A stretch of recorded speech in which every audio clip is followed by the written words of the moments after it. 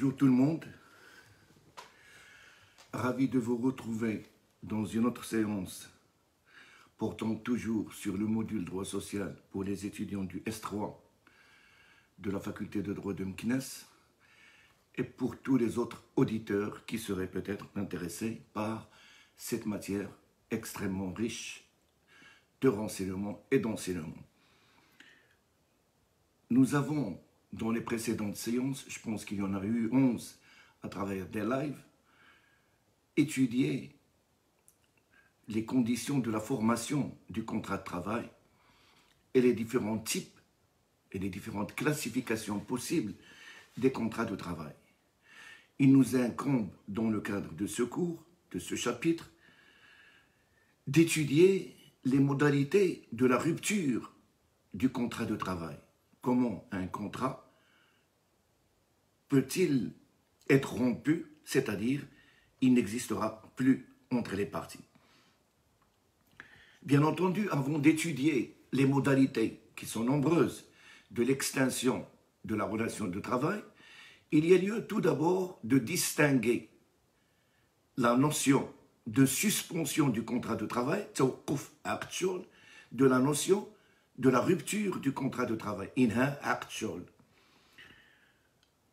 Le Code du travail, et en dehors du Code du travail d'ailleurs, énumère certaines situations où le salarié, pour plusieurs raisons, peut se voir être empêché de travailler.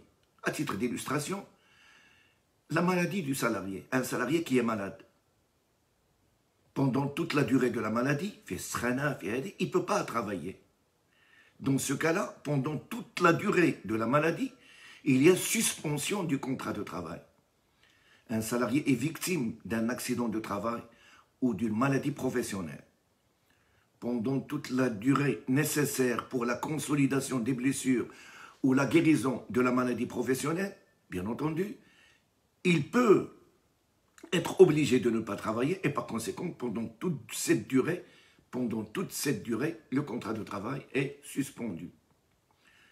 J'en avais parlé précédemment.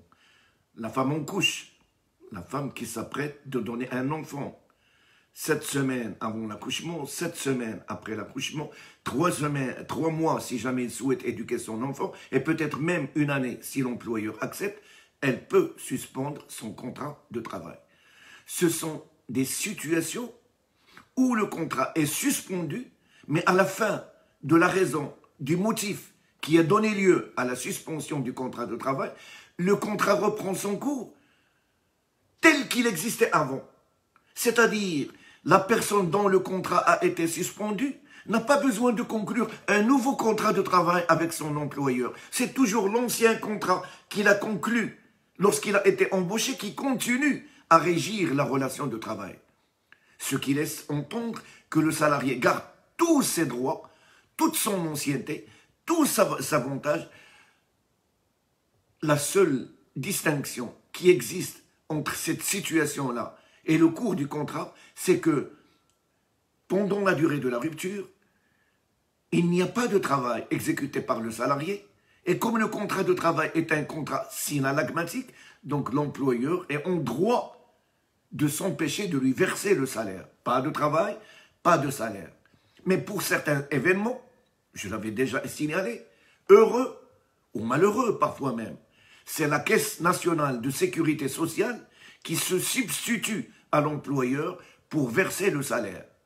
Ou encore une assurance lorsqu'il s'agit d'un accident de travail ou d'une maladie professionnelle.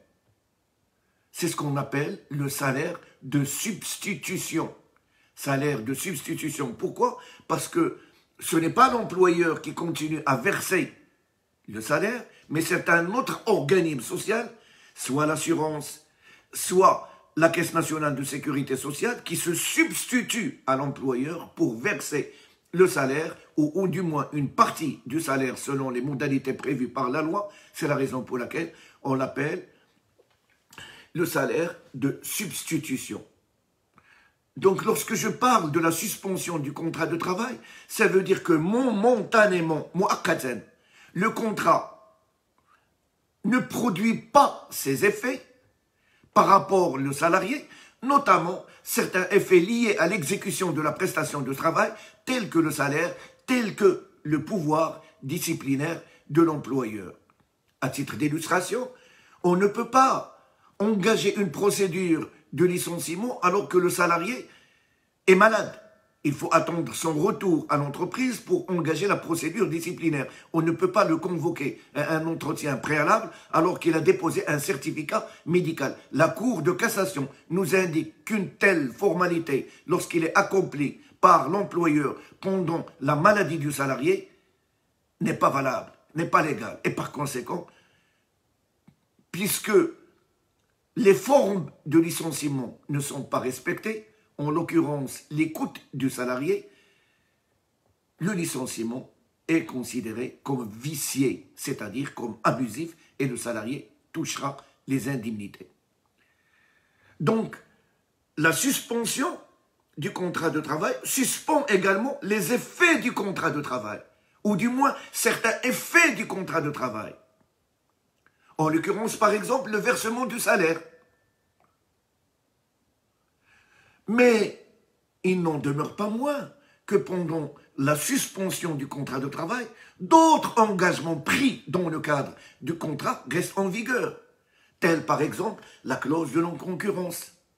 Le salarié n'a pas le droit d'engager ses services pour le compte d'une entreprise concurrente, ou encore d'engager tout simplement ses services pour le compte d'un autre employeur, de quelque ordre qu'il soit, si jamais le salarié est tenu par une clause d'exclusivité. Et même s'il n'est pas tenu par cette clause, il n'a pas le droit d'engager ses services pendant le moment de la suspension du contrat de travail chez un autre employeur. C'est le cas par exemple des salariés grévistes.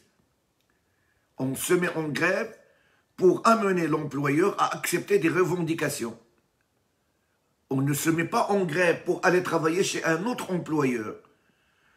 Donc, vous voyez très bien que certains effets du contrat continuent à régir la relation de travail, mais le principal d'entre elles, à savoir le versement du salaire, s'arrête pendant toute la durée de la suspension. Ce sont les dispositions de l'article 32 du Code du travail qui nous indiquent les situations où il y a suspension du contrat de travail, et il en énumère 8 situations qui sont énumérées par l'article 32 du Code du travail. Première situation, lorsqu'il y a service militaire obligatoire. Nous savons que le service militaire obligatoire a été abrogé à compter du 4 août 2006 par la loi numéro 48-06, mais que dernièrement, il y a eu une loi a été promulguée qui fait revivre le service militaire sous certaines conditions. Donc, un salarié qui part au service militaire peut suspendre le contrat de travail pendant toute la durée du service militaire, et à la fin de celui-ci, il reprend son activité avec son ancienneté, avec ses avantages, et il n'a pas besoin de conclure un nouveau contrat. Deuxième situation, l'absence du salarié pour maladie ou accident dûment constaté par un médecin. Il ne suffit pas que le salarié prenne son téléphone pour dire à son employeur « je suis malade, je ne viens pas aujourd'hui et demain et après-demain ». Lorsqu'il prétend qu'il est malade, il faudra obligatoirement, nous indique l'article 271, qu'il présente un certificat médical dans les 48 heures au plus tard qui suivent son arrêt pour maladie. L'employeur doit recevoir de la part du salarié qui prétend être malade un certificat médical constatant la maladie quand, au plus tard, dans les 48 heures qui suivent la maladie. Le Code du travail indique que si l'employeur doute de la véracité du certificat médical, il pourra contre-visiter le salarié. Il pourra lui intimer l'ordre de rester chez lui de telle heure à telle heure pour qu'un médecin contrôleur de l'entreprise vienne voir est-ce qu'il est réellement malade. Ou encore lui envoyer un courrier lui indiquant qu'il faudra qu'il se présente au médecin conventionnel de l'entreprise, mais chez le médecin du travail, le médecin conventionnel de l'entreprise, pour justement pouvoir vérifier est-ce qu'il est véritablement malade ou si le certificat médical qu'il a présenté est un simple certificat de complaisance. Shahadat mujamala. Si le salarié ne se présente pas, nous dit la Cour de cassation, si malgré le fait qu'il a reçu la lettre de demande de contre-visite, il ne se présente pas au médecin ou il refuse de se faire contrôler par le médecin, la Cour de cassation nous indique que dans ce cas-là, l'employeur est en droit de le licencier. Et le salarié ne touche aucune indemnité parce qu'il n'a pas permis à l'employeur d'exercer son droit de contrôle, de contre-visite, pardon. La Cour de cassation marocaine, bien entendu, nous indique également que si le salarié présente le certificat médical plus tard que les 48 heures prévues par la loi, le 3e jour, le 4e jour, le 5e jour, et le 6e jour, il va reprendre son travail, le fait que le salarié n'a pas permis, en présentant le certificat médical très tard, ou en ne la présentant pas du tout, le fait qu'il ne l'a pas présenté ou qu'il la présente tardivement aux 48 heures constitue une faute de la part de salarié et par conséquent, sa maladie n'est pas justifiée. Alors même qu'il dispose d'un certificat médical, à moins s'il peut justifier pourquoi il n'a pas pu envoyer le certificat médical dans les 48 heures. S'il y a un empêchement, une force majeure, qu'est-ce que j'en sais moi? Les lignes téléphoniques, ils ont été coupées, il n'a pas pu l'envoyer par un fax, il n'a pas pu la scanner et l'envoyer il n'a pas pu rejoindre un ami pour l'emmener à l'entreprise. Dans ces cas-là, la preuve incombe au salarié de la raison qu'il a empêché de produire le certificat médical dans les 48 heures et par conséquent,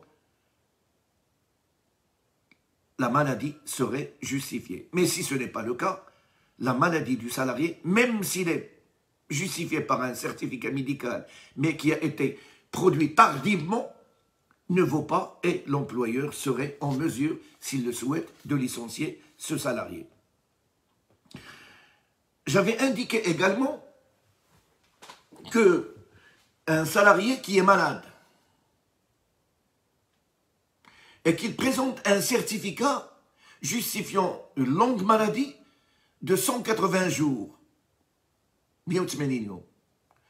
sur une période de 365 jours, il présente un certificat médical de 180 jours consécutifs.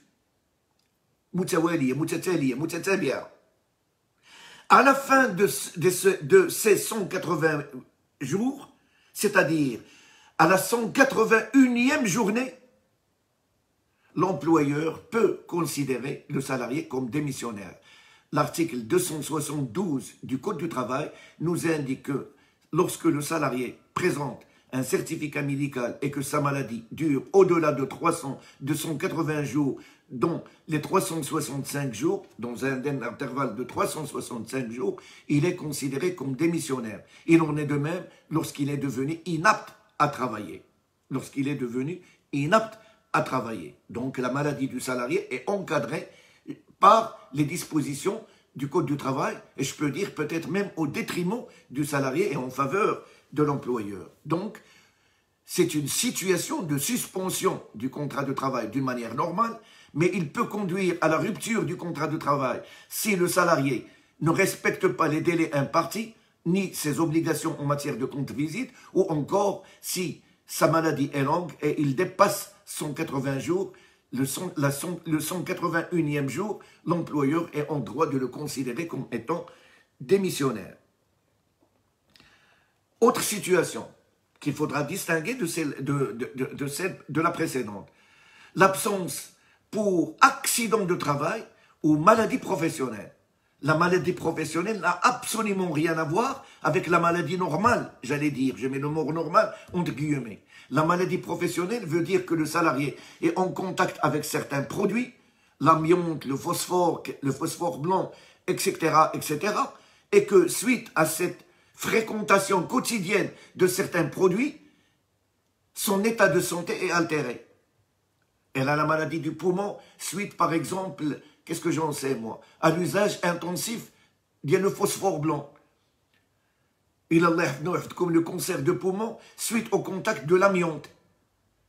Lorsque c'est le cas, des tableaux, plusieurs tableaux, sont élaborés conjointement entre le ministère du Travail et le ministère du Salarié, indiquant si le salarié est atteint de telle maladie et il a travaillé avec tel produit pendant une période continue de temps et il a eu ces maladies-là, ces maladies sont censées être des maladies professionnelles.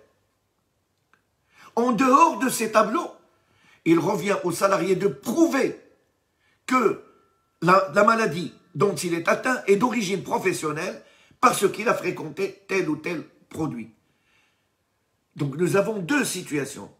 Soit que les maladies professionnelles figurent dans les tableaux et que le salarié respecte les conditions figurant dans ces tableaux.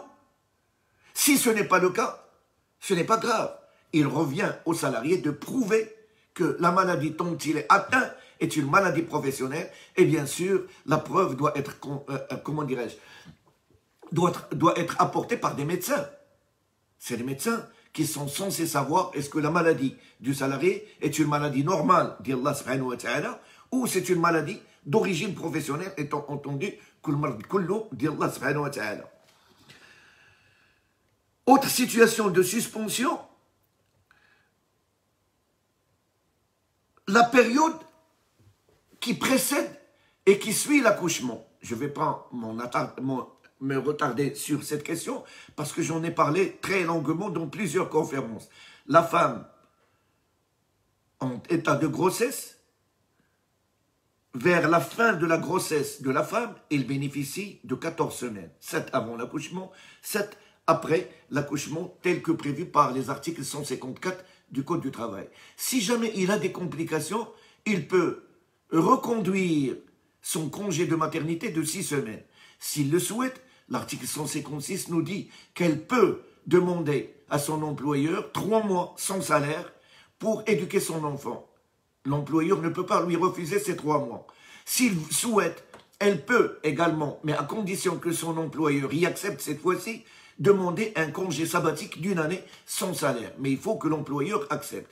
Pendant toutes ces durées, le contrat de travail de la femme est suspendu. À la fin de cette période-là, la femme reprend son travail au sein de l'entreprise.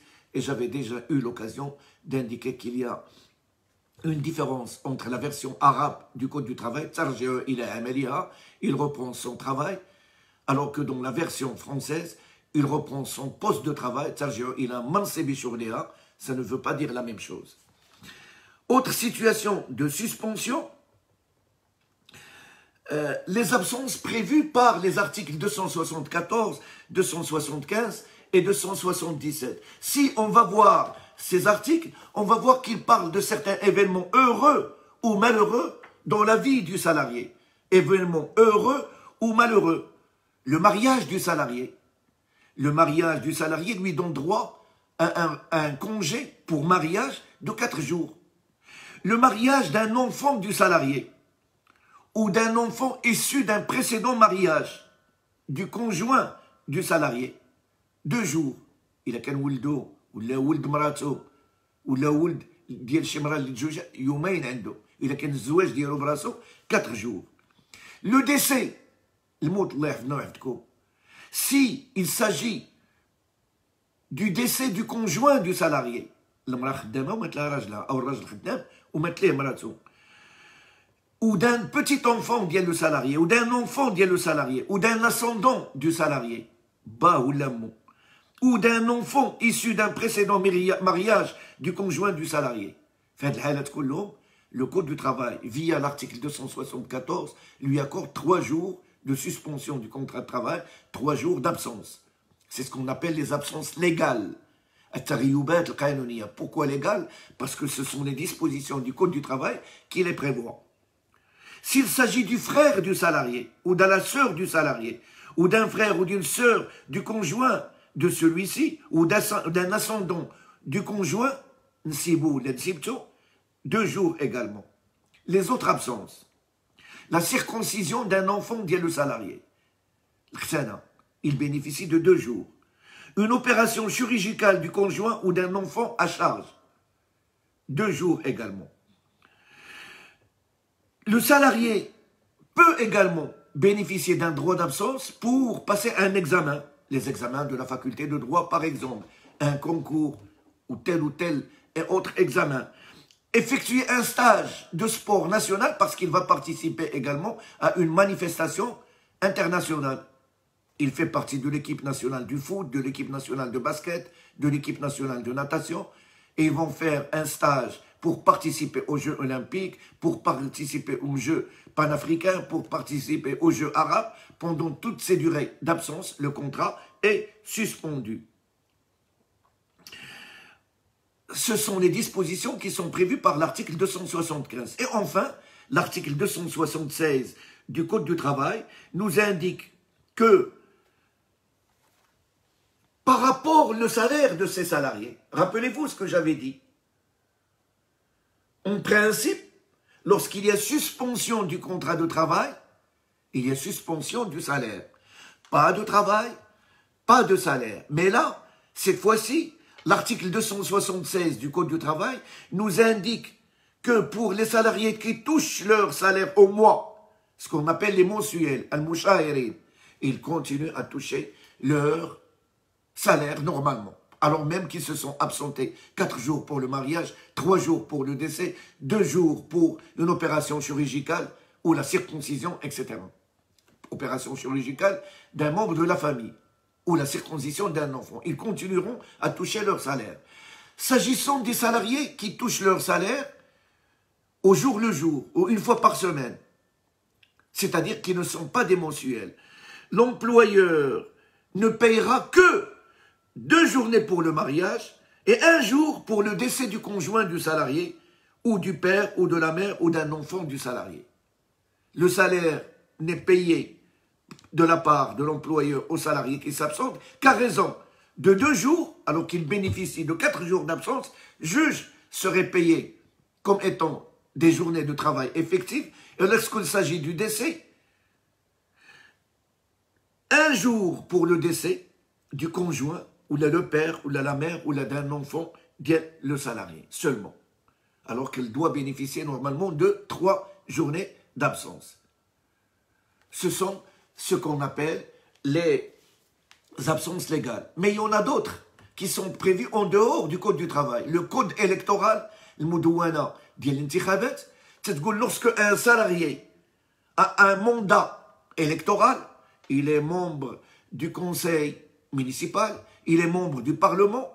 Pendant toute la durée du mandat, ou du moins des réunions, le contrat est suspendu. L'employeur ne peut pas le licencier pour lui dire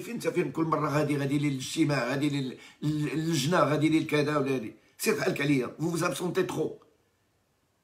Le code électoral interdit de licencier un salarié pendant ses mandats parce que le contrat de travail est suspendu. Donc vous voyez que le code du travail intervient pour justement accorder le droit d'absence, la permission d'absence, l'autorisation de suspendre le contrat de travail. Autre situation de suspension du contrat de travail, la grève, l'Idrab. L'article 29 de la Constitution marocaine indique depuis un certain temps déjà, depuis l'article 14 de la Constitution, des précédentes constitutions, que le droit de grève demeure garanti. Une loi organique précisera les modalités de son exercice. حق الإضراب مضمون وسيصدر قانون تنظيمي يبين شروط ممارسته. Alors même que la première constitution date de 1962, jusqu'à la date où je vous parle, cette loi organique n'a toujours pas vu le jour. Cette année, le ministère de l'Emploi a élaboré un projet de loi organique qu'il a envoyé aux partenaires sociaux et déposé au Parlement, mais les partenaires sociaux, notamment les syndicats les plus représentatifs, n'étaient pas d'accord sur cette procédure, et jusqu'à la date d'aujourd'hui, alors que les gouvernements précédents ont élaboré, ont présenté plus de 5 projets de loi organiques sur l'exercice du droit de grève, aucun projet n'a pu voir le jour aujourd'hui avec ce vide, c'est le juge qui, à chaque fois, intervient pour nous dire est-ce que l'exercice du droit de grève par les salariés, est-ce qu'il est légal ou il est illégal? Et il le fait à l'occasion de licenciement des salariés, à l'occasion de la rupture du contrat de travail. Le salarié prétend qu'il exerce un droit constitutionnel, le droit de se mettre en grève. L'employeur considère que le salarié a commis une faute et par conséquent, le juge se prononce sur la laïcité ou l'illicité de l'exercice du droit de grève devant l'absence de cette loi organique. On va peut-être y revenir lorsqu'on abordera la deuxième partie de notre programme portant sur les relations collectives du travail. Rappelez-vous que l'employeur n'a pas de droit de recourir au CDD, au contrat à durée déterminée, ni au CTT, les contrats de travail temporaires, pendant toute la durée de la grève. Pendant toute la durée de la grève, l'employeur ne peut pas remplacer les grévistes par des non-grévistes dans le cadre de CDD ou dans le cadre de CTT. Et bien sûr, pendant toute la durée de la grève, pas de travail, pas de salaire. Les salariés se mettent en grève pour amener l'employeur à accepter des revendications professionnelles.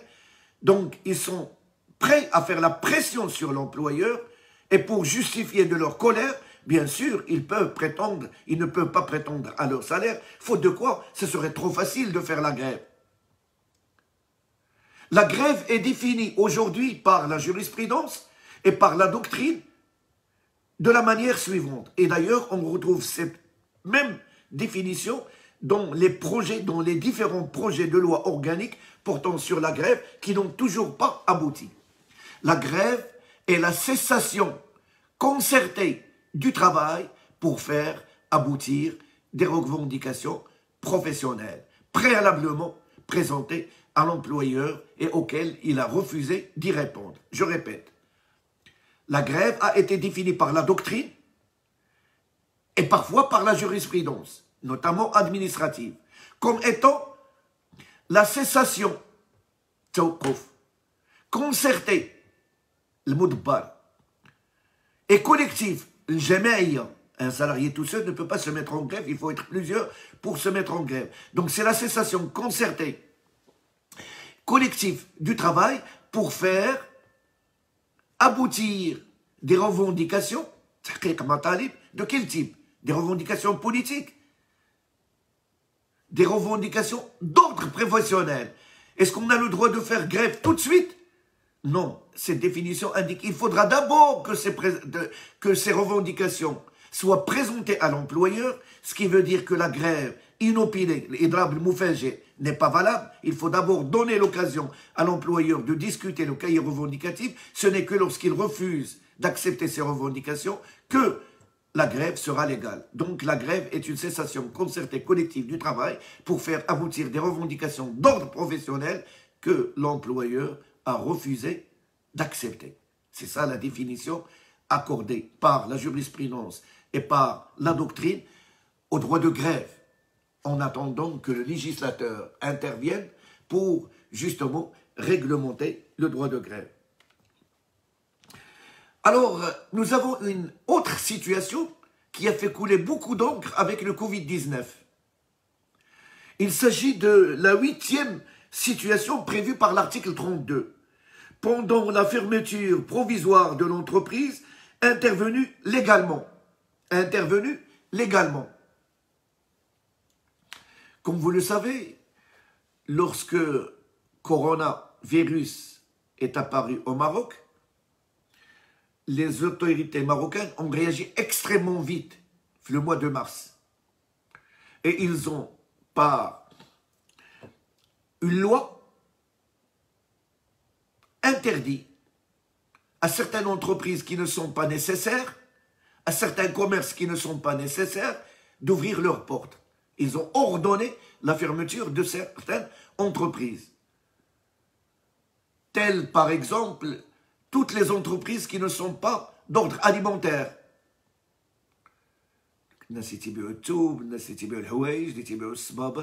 Ils ont ordonné la fermeture des salles de sport. Ils ont ordonné la fermeture des théâtres, des cinémas. Plusieurs entreprises se sont vues également ordonner la fermeture. C'est une fermeture ordonnée par les autorités administratives. Et ceci a duré pendant tout l'état d'urgence, le mois de mars, le mois d'avril et le mois de mai. Ce n'est que au moment le mois, plus ou moins à la fin du mois d'avril, que les autorités ont accepté la réouverture sous certaines conditions de certaines entreprises. Mais ils ont ordonné la fermeture des frontières. Ce qui veut dire que les agences de voyage et les compagnies aériennes ne circulaient pas et ne fonctionnaient pas. Toutes ces entreprises ont été fermées par ordre de l'autorité. Et les salariés, pendant toute cette période-là, se sont retrouvés en situation, j'allais dire, de chômage technique. C'est une situation également où il y a une suspension du contrat de travail et l'État a dû intervenir par le biais du fonds ordonné par Sa Majesté le Roi, Corona, pour indemniser les victimes de cette suspension-là par une indemnité forfaitaire de l'ordre de 2000 dirhams par mois, à condition de respecter certaines conditions énumérées par la loi qui a fixé les conditions de l'octroi de cette indemnité-là. À côté de ce Covid-19 qui a obligé plusieurs centaines de milliers d'entreprises et centaines de milliers de salariés de suspendre leur contrat de travail, il y a d'autres situations prévues par le Code du travail. Si par exemple l'inspecteur du travail visite une entreprise et qu'il constate qu'il y a un danger imminent sur la santé ou la sécurité des salariés, il peut s'adresser, demander d'abord à l'employeur de remédier à ce danger. Si jamais il n'accepte pas, l'inspecteur du travail dresse un procès-verbal et il s'adresse directement au président du tribunal de première instance en sa qualité de juge de référé pour lui demander, suite à ce constat, d'ordonner la fermeture de l'entreprise. C'est la fermeture suite au non-respect des mesures d'hygiène et de sécurité, lorsqu'il y a un danger imminent, le khatar al-hal. Le Code du travail nous indique que dans ce cas-là, ce cas où la fermeture est due par une faute de l'employeur, la faute consiste au non-respect des mesures d'hygiène et de sécurité, l'employeur continue à verser le salaire. L'entreprise est fermée, mais les salaires sont dus. Ce n'est pas la faute des salariés, c'est l'employeur qui a fauté, qui n'a pas respecté les mesures d'hygiène et par conséquent, il doit continuer à payer le salaire. La fermeture provisoire de l'entreprise peut donner lieu à plusieurs situations. Lorsque c'est de l'ordre des autorités locales ou de l'ordre des autorités gouvernementales, il s'agit d'un événement extérieur, imprévisible, insurmontable et irrésistible auquel l'employeur ne peut faire face. Et par conséquent, on peut le considérer comme étant une force majeure, tel que défini par les articles 268 et 269 du Code des obligations et de contrats. La force majeure est définie par l'article 269 comme étant un fait imprévisible, irrésistible, insurmontable et qui rend impossible la continuité de la relation de travail. Certes, la relation de travail va continuer après, puisque les autorités ont permis plus tard l'ouverture de ces entreprises, mais il n'en demeure pas moins qu'ils avaient ordonné la fermeture de ces entreprises, alors on peut la qualifier, comme le qualifie l'article 269, de fait de prince, fait l'amir. C'est-à-dire, fait sulta. Le fait de prince. Mais en dehors de ces situations du Covid et de l'obligation impérative extérieure à la volonté de l'employeur, lorsque c'est l'employeur qui est le responsable de la fermeture de son entreprise, pendant toute la durée de la fermeture, c'est-à-dire de la suspension, le salaire est dû aux salariés. Rappelez-vous, si vous permettez, de cette question, elle est fondamentale, elle est importante. Vous voyez ce que je veux dire? Peut-être même pour les examens. Donc, suspension du contrat de travail veut dire qu'il y a des événements que je viens de citer, il y en a d'autres, qui conduisent provisoirement à l'arrêt du travail pour des raisons soit dues aux salariés, sont dues aux salariés, l'article 32, mais une seule, il est dû à l'employeur, la situation de la fermeture de l'entreprise. Et par conséquent, le contrat est suspendu. Après la fin de l'événement qui a rendu impossible, qui a rendu le contrat de travail provisoirement suspendu, après la fin de ces événements, le contrat de travail reprend son cours avec le même contrat précédent. On n'est pas obligé de conclure un nouveau contrat avec la même ancienneté, avec les mêmes droits, avec les mêmes avantages acquis. Rien ne change après que le contrat reprend son cours. Donc si la suspension du contrat de travail rend impossible pour l'employeur, sauf lorsque la loi le prévoit, de payer le salaire parce que pas de travail, pas de salaire, mais il permet de reconduire, de maintenir le contrat à la fin de la cause de la suspension.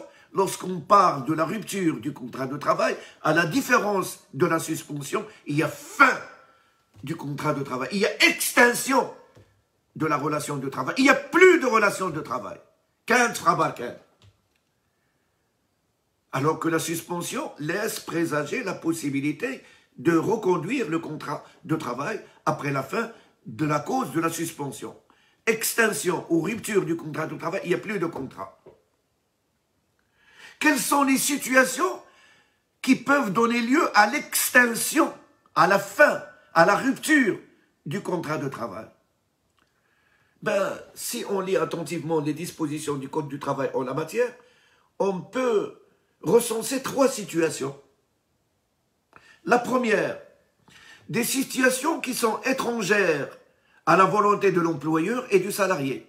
Ce n'est ni l'employeur qui en est la cause, ni le salarié qui en est la cause. Les deux subissent de la situation dit. Soit que la suspension est due à la volonté du salarié. C'est le salarié qui décide de rompre le contrat de travail.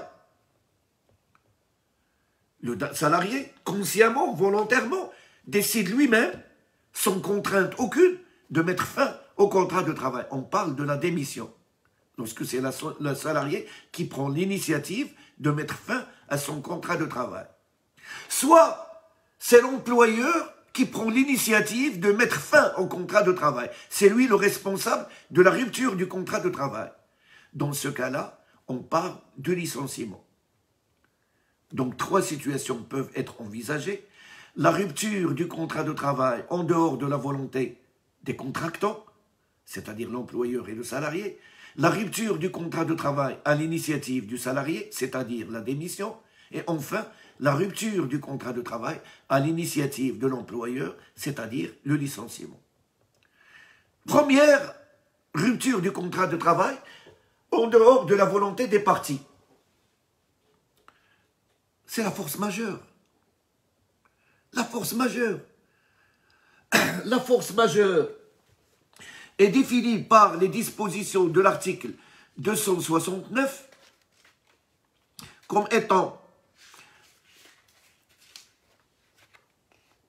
القوة القاهرة هي كل أمر لا يستطيع الإنسان أن يتوقعه كالظواهر الطبيعية بين قوسين الفيضانات والجفاف والعواصف والحرائق وغارات العدو وفعل السلطة ويكون من شأنه أن يجعل تنفيذ الالتزام مستحيلا. La force majeure est un fait qui est en dehors de la volonté des parties, de l'employeur et du salarié, mais qui est imprévisible, insurmontable, irrésistible et qui rend impossible la continuité de la relation de travail. L'article 269 nous donne quelques exemples. Les inondations, les sécheresses, l'invasion des sauterelles. L'invasion des sauterelles, اللي جات لواحد ضيعة فلاحية وكلات كل شيء. Il n'y a plus de possibilité de recruter des salariés ou les salariés qui s'y trouvent. Je vais dire, ما بقى ما يدار. Il s'agit de la force majeure. Mais avec une condition.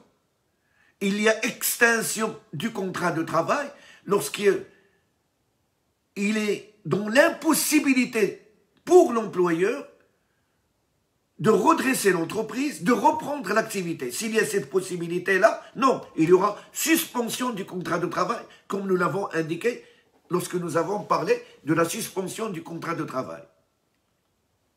Un arrêt de la Cour de cassation, la chambre sociale de la Cour de cassation, à l'occasion d'un incendie qui a complètement brûlé une entreprise, et que cet incendie s'est déclenché en dehors des fautes de l'employeur, et il a tout mis pour justement remédier à ce feu, mais c'était impossible qu'il y mette fin. Et il est impossible également de reconduire le travail parce que l'entreprise est complètement détruite à la suite de cet incendie. La Cour de cassation a considéré cet incendie comme étant une force majeure qui justifie l'extinction de la relation du travail. L'extinction de la relation du travail. Mais il n'a pas considéré le fait que un employeur, dans le cadre de son entreprise, qu'il la loue à une personne, et il a apporté des modifications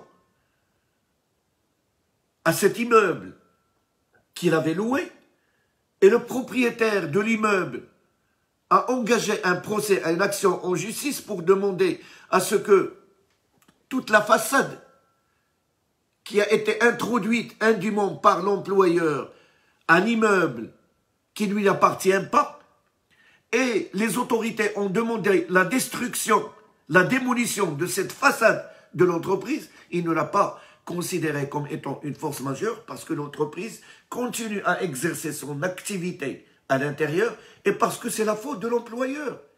Pourquoi il a étendu son entreprise en dehors de son périmètre alors qu'il n'a pas le droit, il sait que c'est illégal. Le fait qu'il l'ait commis d'une manière illégale, sachant que c'est interdit, veut dire qu'il ne peut pas prétendre plus tard qu'il y a force majeure. La force majeure est donc un cas de rupture du contrat de travail, définitivement. Et lorsqu'il y a rupture du contrat de travail pour des faits étrangers à la volonté du salarié et de l'employeur, il n'y a pas de préavis, il n'y a pas d'indemnité. Mais la Cour de cassation nous indique que il n'y a pas d'indemnité de licenciement, il n'y a pas d'indemnité compensatrice du préavis. Je répète, il n'y a pas d'indemnité compensatrice de préavis et il n'y a pas d'indemnité de dommages et intérêts parce que l'employeur n'a pas commis une faute, mais il n'en demeure pas moins que l'indemnité de licenciement, telle que fixée par les dispositions de l'article 53 et suivant du Code du travail, reste due alors qu'il y a force majeure. L'indemnité de licenciement, c'est les fameuses, on va y revenir, 96 heures pour les 5 premières années, les 144 heures de la 6e à la 10e, et ainsi de suite. On va revenir sur le calcul des indemnités dans les cours, dans les 2-3 prochains cours, Inch'Allah. Deuxième cause qui est étrangère à la volonté de l'employeur et du salarié, c'est le décès du salarié. Maut al-ajir.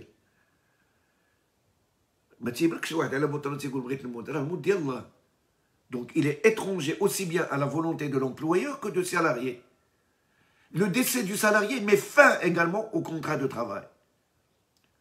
Le contrat de travail, nous l'avons indiqué lorsque nous avons étudié le caractère de celui-ci, il est basé sur l'intuitu personae. La relation de travail qui lie l'employeur et salarié, c'est une relation à titre personnel. C'est la personne du salarié qui intéresse le salarié et pas quelqu'un d'autre. Et le travail du salarié, le boulot du salarié ne fait pas partie de son patrimoine, de sa succession. Il ne fait pas partie de son héritage. Les enfants du salarié ne peuvent pas hériter du boulot de leur père.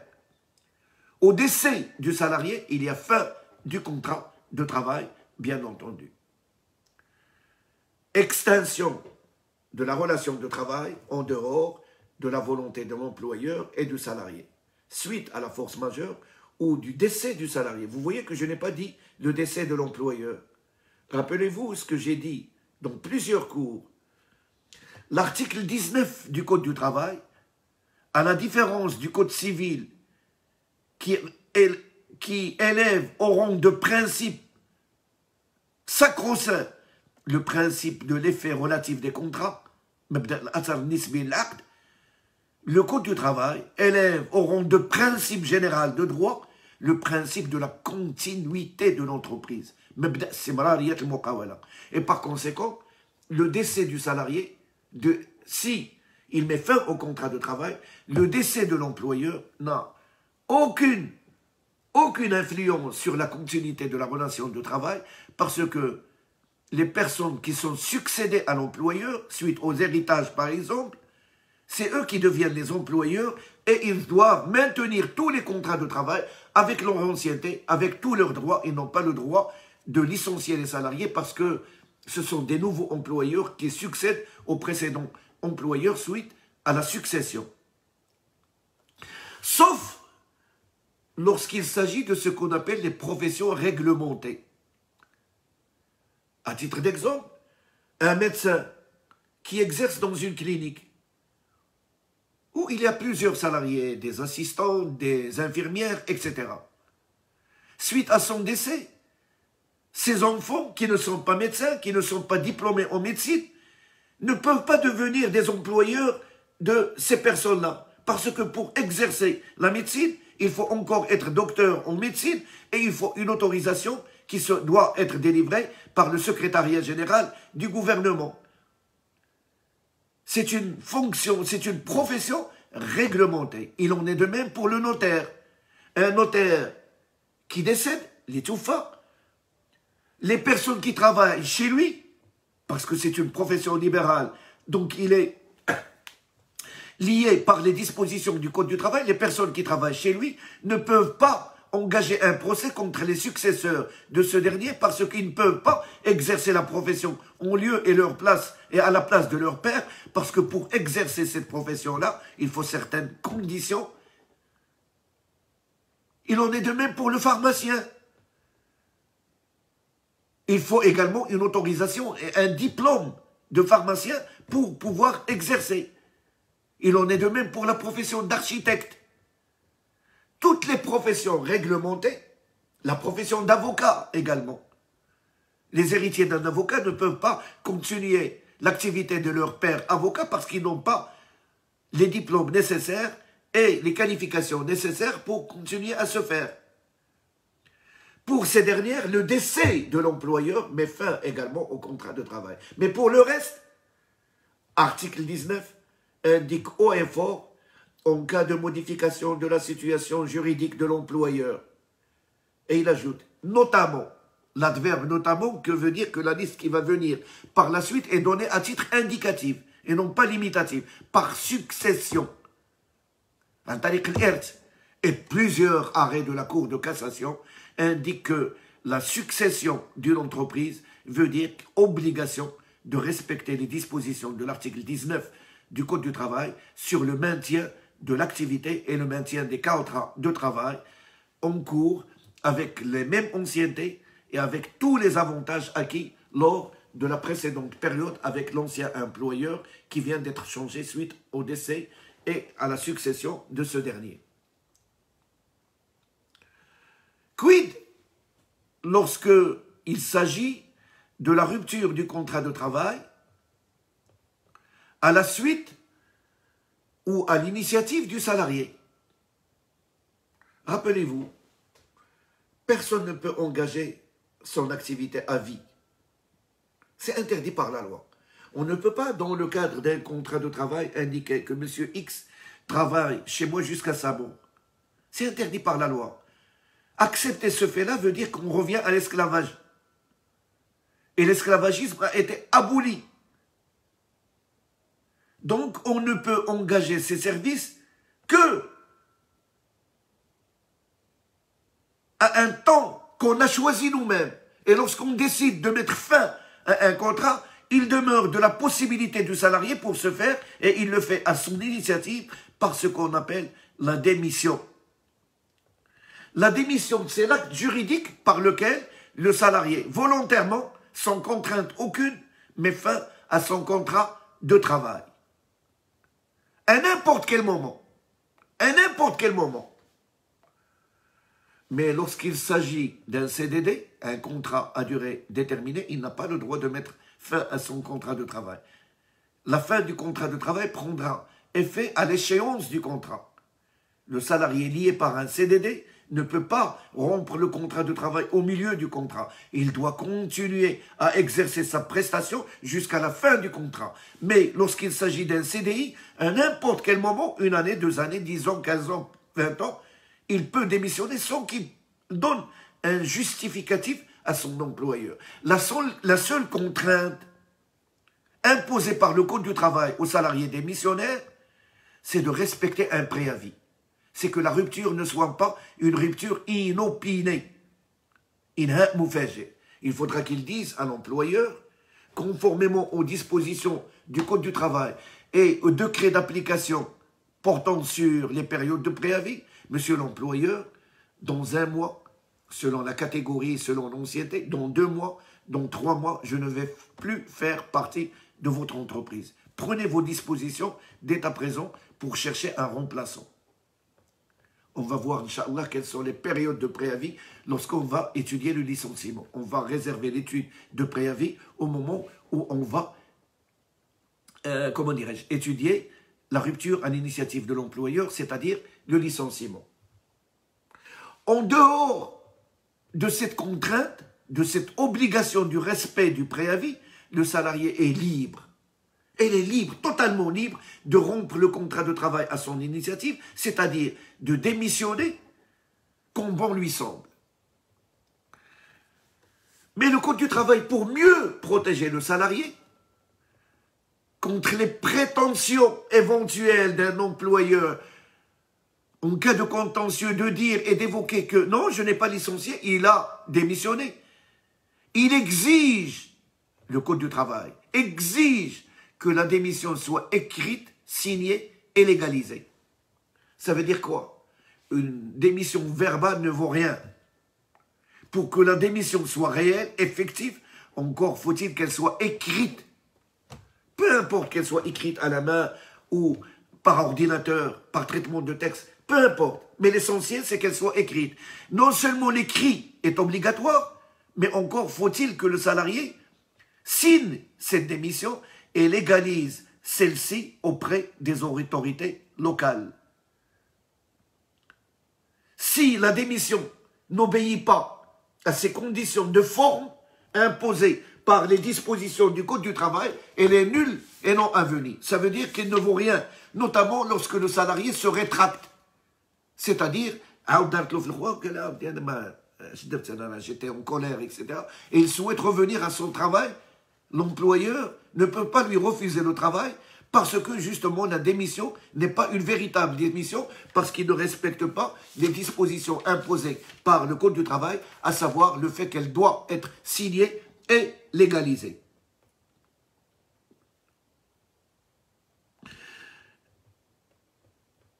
Article 34.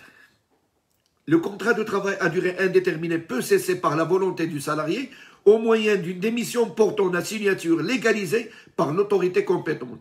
Le salarié n'est tenu à cet effet que des dispositions prévues s'agissant du respect du délai du préavis, article 34.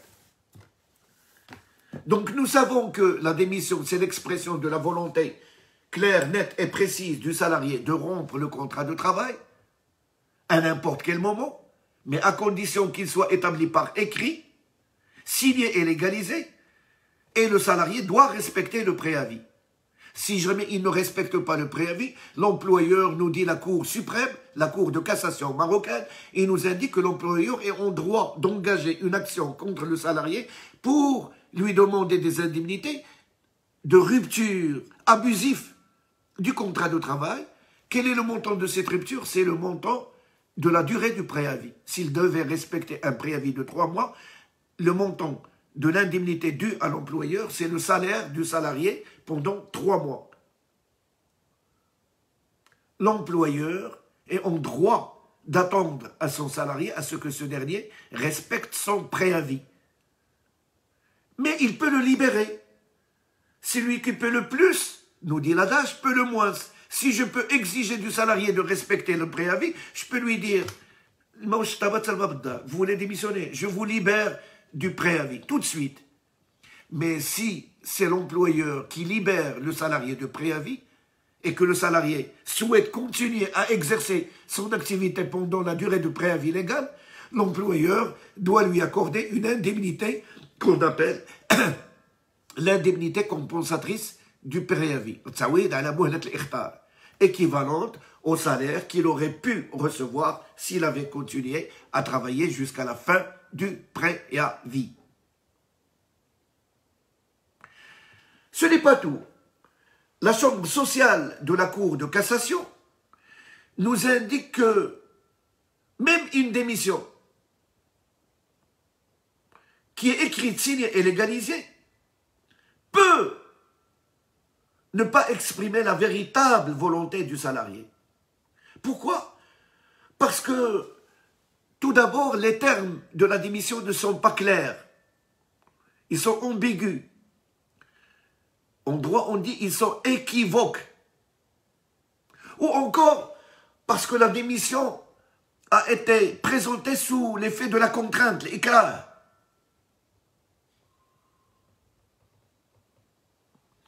Démission équivoque,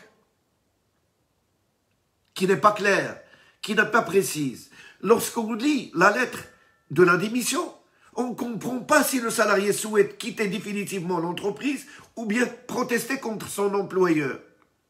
Dans une affaire célèbre, un salarié qui s'adressait à son employeur français lui rédige une démission en langue française alors qu'il n'a pas le niveau pour rédiger en français. Donc il écrit avec un français approximatif.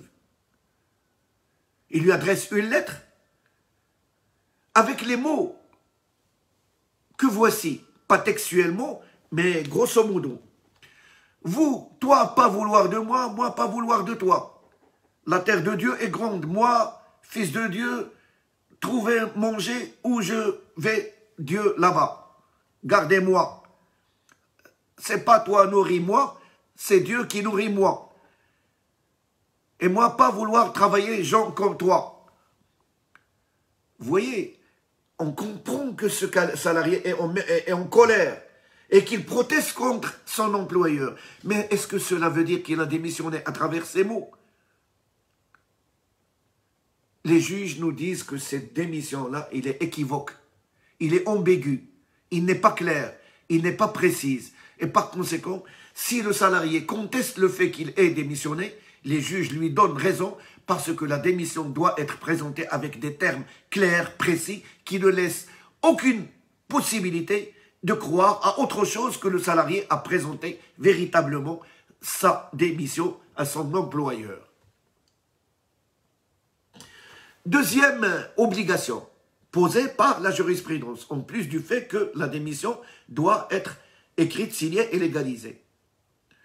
La démission ne doit pas être extorquée. Muntaza. Il ne doit pas être extorqué sous l'effet de la contrainte. Un salarié, qu'est-ce que j'en sais? Je vais donner quelques exemples. Soupçonné d'avoir fait du harcèlement sexuel au sein de l'entreprise. Soupçonné d'avoir volé une chose appartenant à l'entreprise. L'employeur lui met la pression. Soit vous présentez votre démission et vous la ramenez dans l'heure qui suit, signée et légalisée, soit j'appelle les gendarmes ou j'appelle la police. Ou, dans une affaire qui a été traitée par la chambre sociale de la Cour de cassation, le salarié est incarcéré et pendant la garde à vue d'Yellow,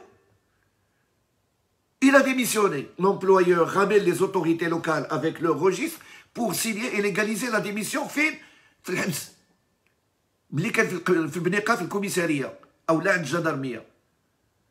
C'est clair, net et précis que le salarié avait peur au moment où on lui a dit que vous présentez votre démission, après on vous relâche, qu'il préfère la liberté à l'incarcération. Donc sa liberté et sa conscience n'a pas été exemptée de contraintes. Et la Cour de cassation refuse ces démissions qui sont faites sous la menace, sous la contrainte de l'incarcération ou d'autres choses.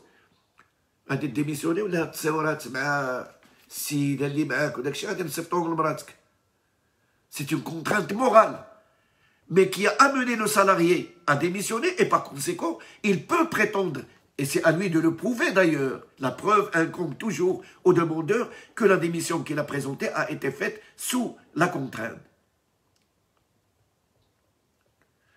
La démission donc doit être claire, doit être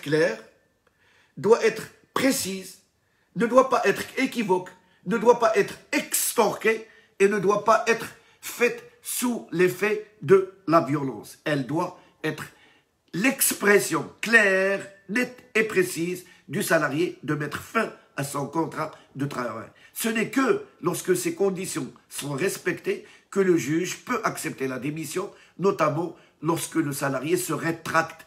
Que veut dire se rétracter? Veut dire que quelqu'un qui a présenté la démission, mais 2 jours, 3 jours plus tard, il ne veut plus que cette démission produit ses effets. Et il décide de reprendre l'activité d'Yellow. L'employeur dit là, vous avez démissionné, c'est vrai. Je ne vous reprends pas. Est-ce qu'il y a une possibilité de droit de rétractation? Si la démission est claire, nette et précise, et respecte les conditions de forme écrites, signées et légalisées, le salarié n'a pas le droit de se rétracter.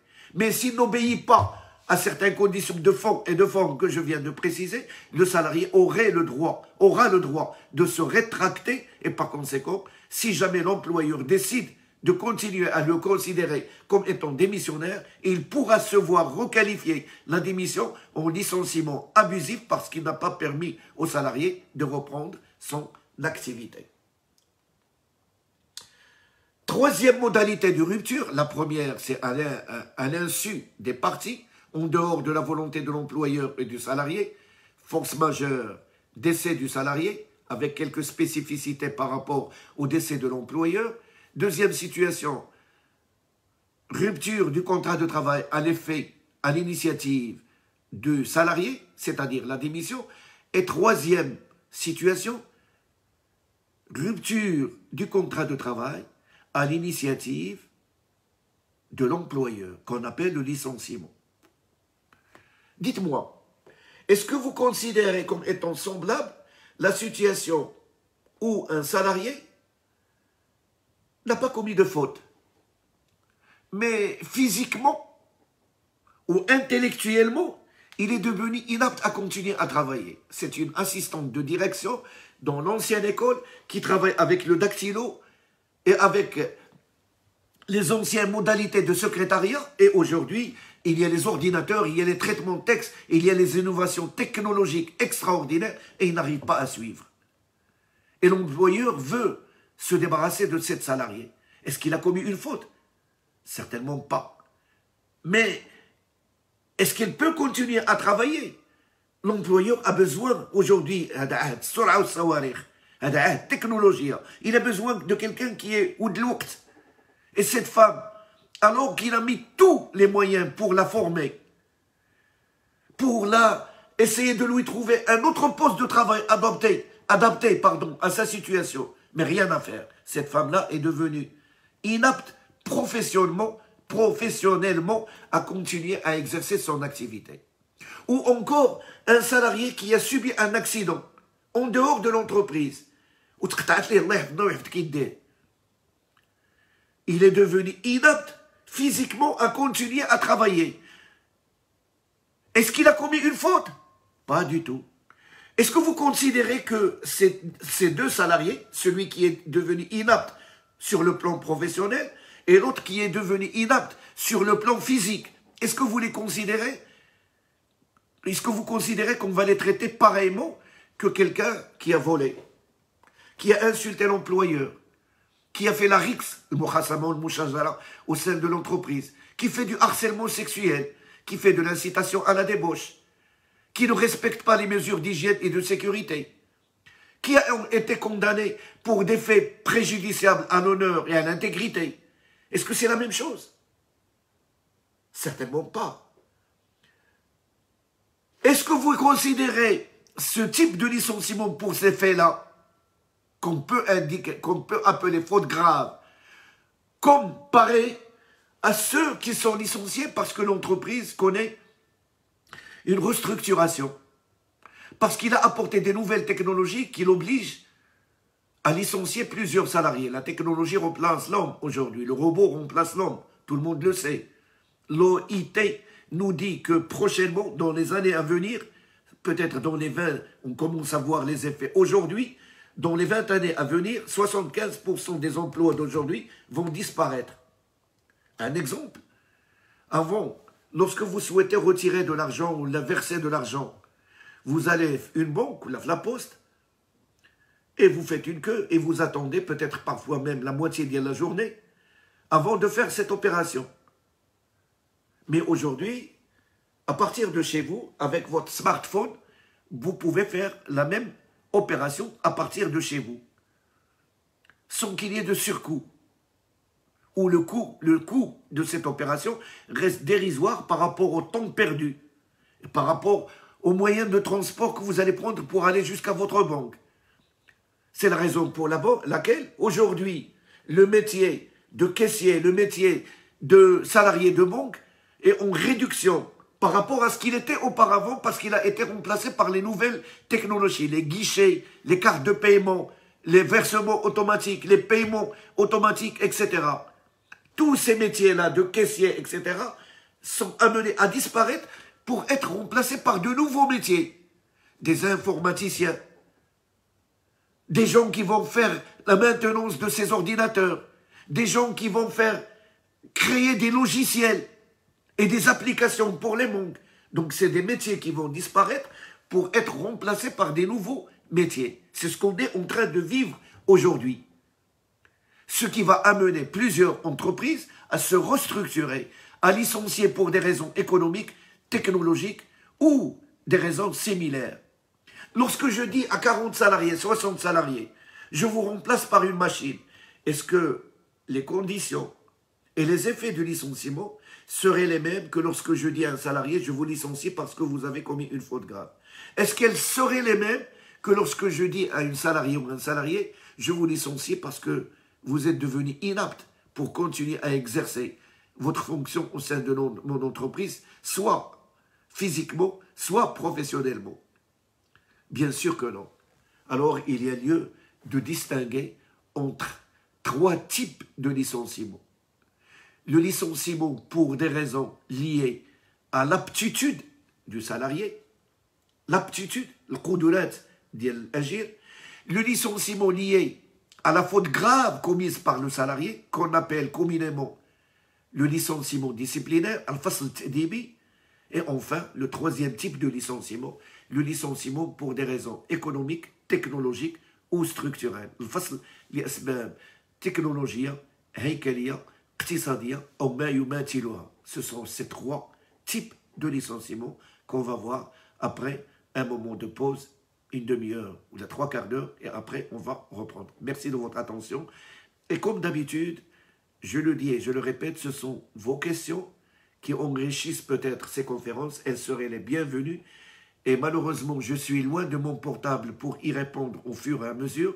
Donc, juste après la pause, je prends mon téléphone, je regarde ce que vous avez écrit comme question et je vais répondre avant de commencer le cours prochain qui portera sur le licenciement proprement dit, c'est-à-dire la rupture du contrat de travail à l'initiative de l'employeur. À tout à l'heure. Merci de votre attention.